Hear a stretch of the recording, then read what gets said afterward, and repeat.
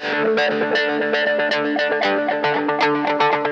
time for another Dice Tower review with Zee Garcia.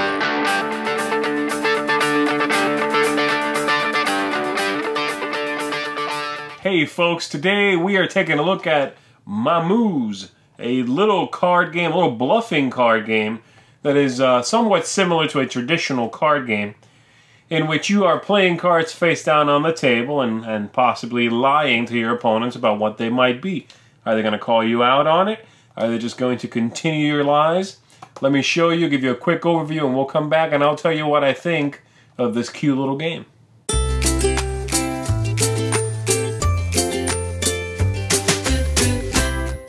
The game comes with a deck of cards, which I've now divvied up here among 6 players, and it comes with these kinds of cards in there. These are placeholders that you put aside so that you know what's still in the game, because there's a way for these to be removed from the game. And so you'll have an animal, a number here. You go 2 through 9. There you go. And the idea is that there is as many as the number here. So there's 2 of these purple mammoths. There are 6 of these big tooth bunnies and so on, okay? So there's as many as the number. And then you would put these aside somewhere and divvy up the cards. And the objective of the game is to get rid of your entire hand. It's a bluffing game, which is very simple. The way it works is, on your turn, you are going to play as many cards as you want to and say one type of thing that they are. Obviously, you can lie. So I could say 2 6s and play these out face down in front of me. Or I could, of course, say 2 6s and play these out. Let's say I did that. The next player has an option, which is the same option everybody will have in turn, which is play more of the thing I said, so they can go, yeah, alright, here's 2 more 6s. And put them in front of them, or they could have gone safe and set the single 6, played that. Or they can call me out on it and say, no way, you do not have 2 6s. If you get called out, and you can only call out the person right before you, by the way, then you flip over one of their cards. So they could go, boom. Haha, I was lying, so I pick up every card that had been played. Pick them up into my hand, they lead the next set, so they could go, alright, I'm playing 2 9s.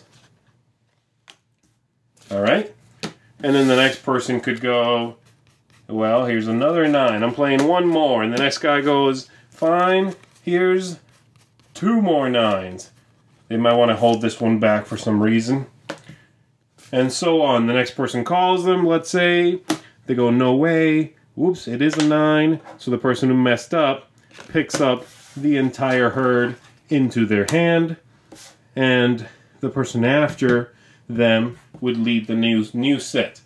The idea of these cards, these placeholders, is if you ever have all of the animals of the same number, so once you have all 4 4s, you eliminate them from the game. They go extinct is the idea.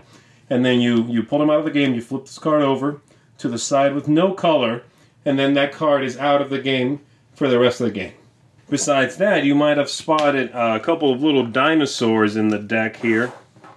And the idea with the dinosaurs, let's see if I find one, here's a couple. The idea with the dinosaurs is if someone calls you out on not having what you said you had and they flip over a dinosaur, first of all, they will get this dinosaur, whoever flipped the card. But the dinosaurs themselves each do something. This one, for example, they get the dinosaur, but the entire herd on the table is removed from the game. Or this one, they get the dinosaur, but then they pick up every herd card, shuffle it, and pass it out evenly, starting after them. So they might not get one, hopefully. And there's a couple of other ones in here. This one, you get the dinosaur if you flipped it, and then you give the entire herd to whichever player you want, so pretty powerful stuff. So that's the idea. You continue doing that until you play your last card.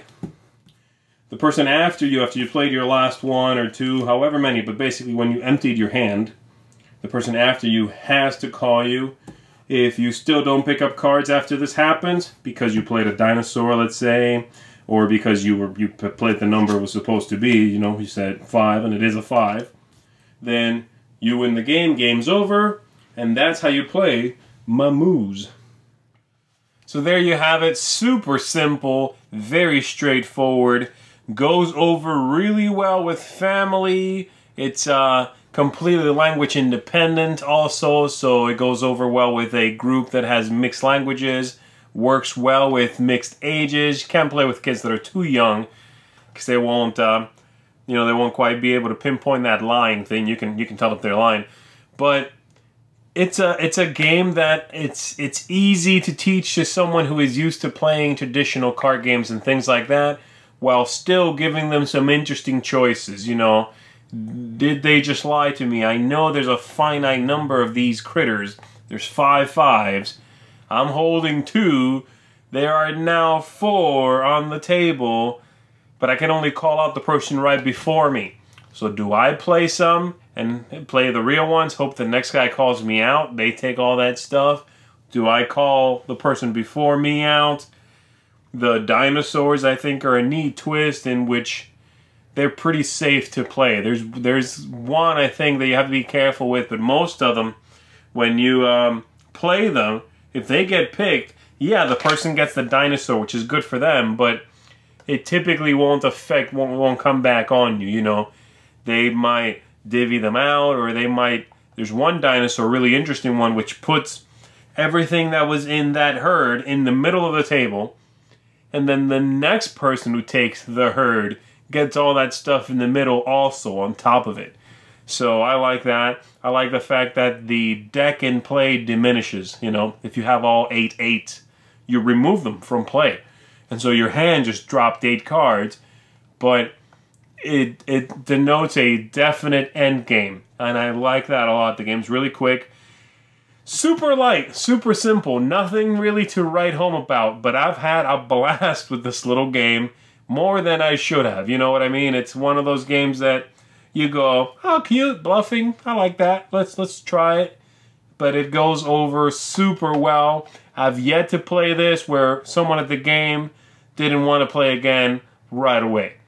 And oftentimes we play 2-3 times in a row. So I gotta give this one a thumbs up. MammuZ, cute game, looks really good, neat bluffing. You gotta check this one out.